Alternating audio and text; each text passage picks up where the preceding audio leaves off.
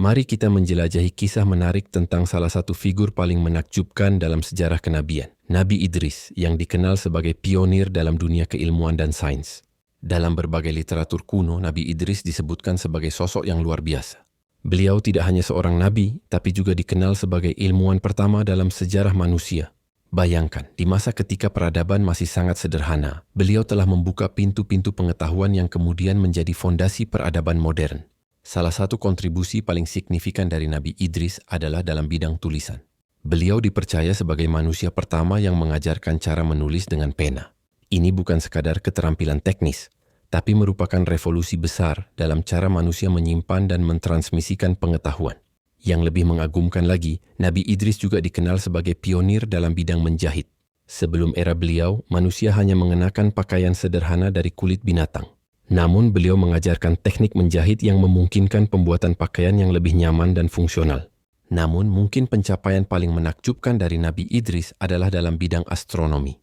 Beliau dipercaya sebagai manusia pertama yang melakukan pengamatan sistematis terhadap benda-benda langit. Dengan kecerdasan yang dianugerahkan Allah, beliau mampu memahami pola pergerakan bintang-bintang dan planet-planet. Dalam bidang matematika, kontribusi Nabi Idris juga sangat signifikan. Beliau mengembangkan dasar-dasar perhitungan yang kemudian menjadi fondasi bagi perkembangan matematika. Ini termasuk konsep-konsep dasar aritmetika dan geometri yang masih kita gunakan hingga hari ini. Yang menarik, kajian tentang ilmu falak atau astronomi yang diajarkan Nabi Idris memiliki pengaruh yang sangat besar terhadap perkembangan peradaban kuno. Banyak peradaban besar seperti Mesir kuno dan Babilonia mengembangkan sistem astronomi mereka berdasarkan prinsip-prinsip yang konon berasal dari ajaran Nabi Idris. Namun perlu kita ingat, semua pencapaian ini tidak terlepas dari status beliau sebagai seorang nabi. Setiap ilmu yang beliau ajarkan selalu berlandaskan pada ketauhidan dan pengabdian kepada Allah. Ini mengajarkan kita bahwa ilmu pengetahuan dan keimanan bukanlah dua hal yang bertentangan, melainkan saling melengkapi. Kisah Nabi Idris memberikan pelajaran berharga bahwa Islam sangat menghargai ilmu pengetahuan dan pengembangan sains.